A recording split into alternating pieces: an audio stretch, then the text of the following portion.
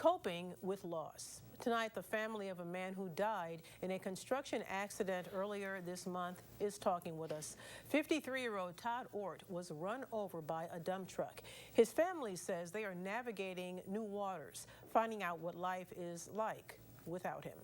Fox 55's Brianna Baez sat down with two of his closest relatives to reflect on his life. She joins us now with the story. Bree.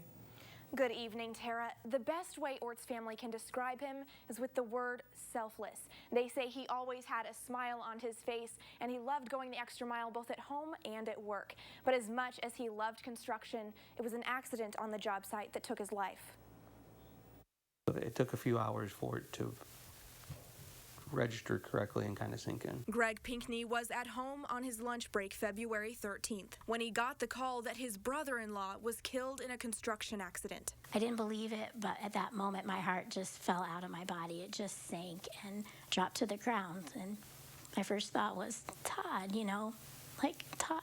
53-year-old Todd Ort was working construction at Edie's Ice Cream the day it happened. Police say he was on the phone and didn't see a dump truck backing toward him. He died at the scene, leaving a wife and 3 children behind. We wish we could predict the future. We can't, but just trying to assure them that someone will always be there to help them. Ort's sister-in-law, Barbara Weimer, knew him for 30 years and says he was always the one who knew what to do when everything fell apart. Like he was the guy that took care of his wife, his children, his mother, because his father passed away very young. Now that he's gone, his family is dropping everything to be there for his wife and kids. And while they're rich in emotional support, Weimer says they're financially panicked. Not only has, my sister now has lost the love of her life, but she now has to be that person to continue on.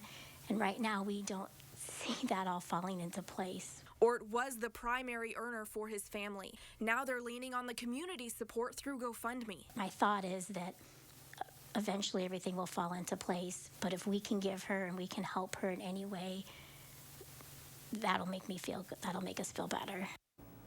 And one detail, Tara, that his family shares is that Ort's home burned down in 2019. They say they were just in the process of financially recovering from that tragedy when this one hit. Except this time, they didn't all make it out.